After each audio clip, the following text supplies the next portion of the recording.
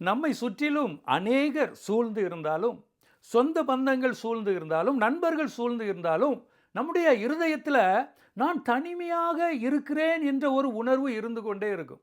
ஆனால் இந்த நாளில் கர்த்தர் சொல்லுகிறார், நீ தனிமையாக இல்லப்பா, நான் உன்னோடு கூட இருக்கிறேன். இதே போலதான் யோசுவாவும் இந்த விதமான ஒரு சூழ்நிலையில கடந்து போனான்.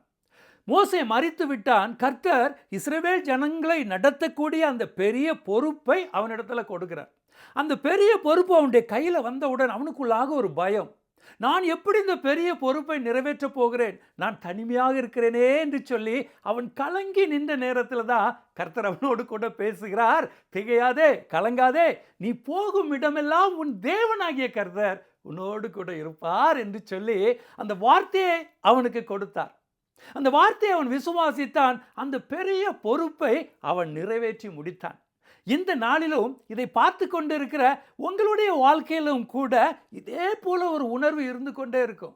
கர்த்தர் எனக்கு இவ்வளவு பெரிய நல்ல ஒரு வேலையை கொடுத்திருக்கிறாரே, இந்த பெரிய பொறுப்பை நான் இந்த வருஷத்துல எப்படி நான் நிறைவேற்றி முடிக்க போகிறேன்?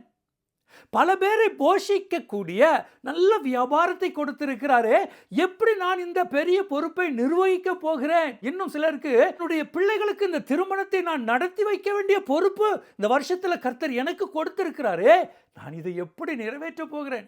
இப்படி பலவிதமான ஒரு கலக்கத்தில் இன்றைக்கு நீங்க இருந்து கொண்டு இருக்கலாம். நான் தனிமையாக இருக்கிறேன், நான் தனிமையாக இருக்கிறேன், எப்படி இதை நான் நிறைவேற்றி முடிக்க போகிறேன்? அப்படியாக நீங்க கலங்கி கொண்டு இருக்கிறீங்களா?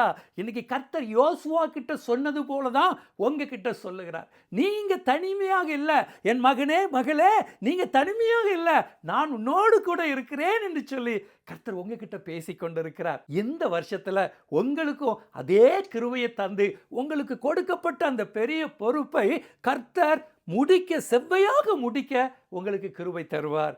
God bless.